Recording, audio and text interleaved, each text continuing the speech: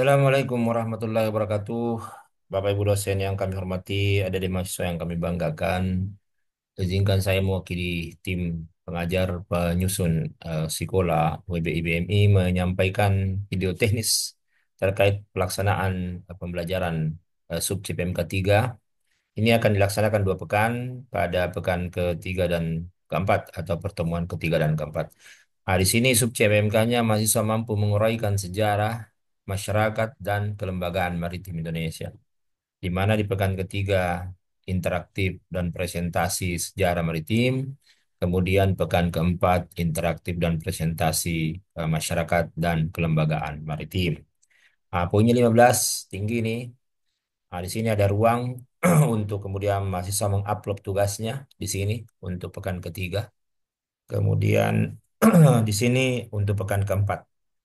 Nah, di sini dosen menilai keaktifan pelaksanaan aturan perkuliahan, ketepatan ide, kejelasan uraian, poinnya 6, masing-masing 3 untuk pekan ketiga dan keempat. Tapi nilainya di sini nanti 0 sampai 100, nanti rekap yang akan mengkonversi ke Alhamdulillah ke poin 6. Tuh. Ada juga kuisnya di sini, itu nanti akan dibuka pada pekan ke-8.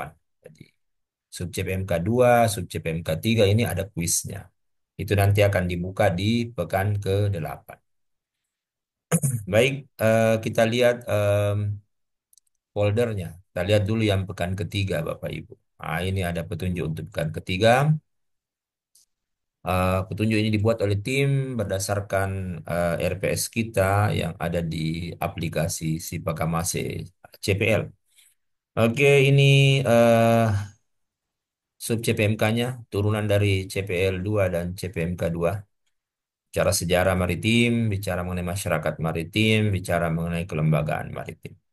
Tentu dimulai dengan KM KPT 2 jam berarti 4 jam mahasiswa belajar di luar kelas, buat tugas, tentu baca materi, lihat video kalau tersedia ya. Pak, harap Bapak Ibu yang punya video ya kirimkan linknya di apa namanya di sekolah, nanti mahasiswa jadikan itu sebagai bahan ajar. Kemudian buat tugas paper kelompok, ada paper kelompok, ada PPT, lalu kemudian ada intisari video kalau videonya tersedia ya. Nanti diupload di menu tugas sekolah, tadi ada menu tugas sekolah.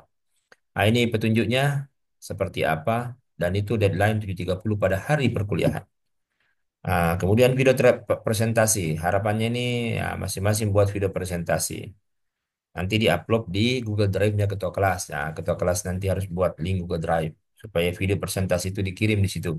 Sehingga nanti kalau waktu terbatas di kelas untuk presentasi, toh semua sudah akan dinilai presentasinya karena ada video presentasinya. Kira-kira begitu maksudnya. Nah, ini tugas kelompoknya nanti ini, kelompok 1 dan 2 itu kaji sejarah kerajaan maritim. Kemudian kelompok 3 bicara mengenai sejarah pelayaran. Kelompok 4 bicara mengenai sejarah hukum maritim. Ya, oke. Jadi ini ada banyak kerajaan-kerajaan maritim Nusantara yang berdaulat ya, yang muncul silih berganti dan bertahan. Ada beberapa mulai dari Kerajaan Tarumanegara sampai Kerajaan Goa Makassar. Ini ada Kerajaan Kesultanan Buton dan seterusnya. Ini beberapa di antaranya ya. Dan harapannya nanti kelompok 1 dan 2 ini bicara mengenai apa namanya? Bicara mengenai deskripsi. Pilih satu kerajaan maritim, baru deskripsikan tuh. Dan uraikan faktor-faktor yang mendukung kejayaan dari kerajaan maritim itu. Nah, di sini ada contoh ini Kerajaan Sriwijaya, Kerajaan Majapahit ya. Nah, lalu kemudian dilakukan analisis kekuatan, kelemahan, peluang dan ancaman dalam konteks pembangunan pembangunan benua maritim Indonesia. Jadi kan Indonesia sekarang kan di dalamnya tentu dulu ada banyak kerajaan-kerajaan maritim ya yang mencapai masa keemasan. Nah, bagaimana itu bisa menjadi pelajaran berharga bagi bangsa ini untuk juga mencapai masa kejayaannya. Silakan nanti kelompok 1 dan 2. Jadi ini temanya ya. Nanti silakan nanti uraikan itu dalam bentuk paper kelompok. Kemudian kelompok 3 ini bicara mengenai sejarah pelayaran etnis Nusantara. Ya, kemudian di sini ada juga pedagang Eropa sampai Nusantara kan akhir abad 16 itu ada ada apa namanya jalur rempah di sini, ada jalur kayu manis tuh, kemudian ada eh, pelaut-pelaut Eropa sampai di Nusantara. Itu ada petanya. Bagaimana sih sejarah pelayaran etnis Nusantara? Karena kalau kita lihat di berbagai literatur, ya etnis Nusantara itu sampai di Australia Timur ya, sampai di Taiwan, sampai di Madagaskar kan gitu. Apalagi kalau pelaut-pelaut etnis Bugis, Makassar, Mandar ya, itu kan menggerayangi seluruh wilayah Nusantara. Nanti silakan diuraikan itu. Kemudian kelompok keempat, ini terkait dengan hukum maritim. Kan dulu itu ada istilah mare liberum, mare clausum, ya, ada res nullius, res communis yang kurang lebih sama ini. Laut ada yang memiliki, tidak ada yang memiliki, makanya bisa dimiliki. Ada yang mengatakan laut itu tidak boleh dimiliki, dia open access untuk semuanya. Akhirnya kemudian ini Undang-Undang Hindia Belanda yang mengatur laut kita dulu, ya, 3 mil laut. Lalu keluar Deklarasi Juanda ya, 12 mil laut. Nah, sekarang faktanya kita ada masalah dengan Ambalat, ada masalah dengan Natuna, Sipadan dan Likitan sudah lepas. Nah, kira-kira gimana itu solusi eksistensi NKRI supaya pulau-pulau lautannya tidak bermasalah. Nah, itu tugasnya kelompok 4 buat jabat kelompok. Nah, selanjutnya setelah itu dibuat di luar kelas pada pekan ketiga masuk kelas kita KBT, kegiatan belajar terbimbing, dibagi eh, apa namanya 30 menit ini di awal. Ya, dosen menjelaskan intisari materinya tentang sejarah, ya.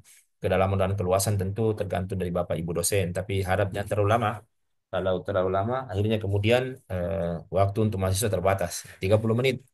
Nanti kemudian kelompok 1 dan 4, nah itu eh, akan apa namanya, akan presentasi, nah, mempresentasi eh, apa yang menjadi paper kelompoknya. Nah, masing-masing 20 menit. 20 menit diskusi, nah, berarti 1 jam.